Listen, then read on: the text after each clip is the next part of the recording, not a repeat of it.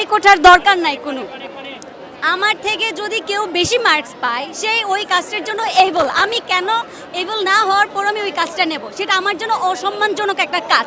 তাই আমি নারী কোটাটাও চাই না, কোনো কোটাই চাই না আমি।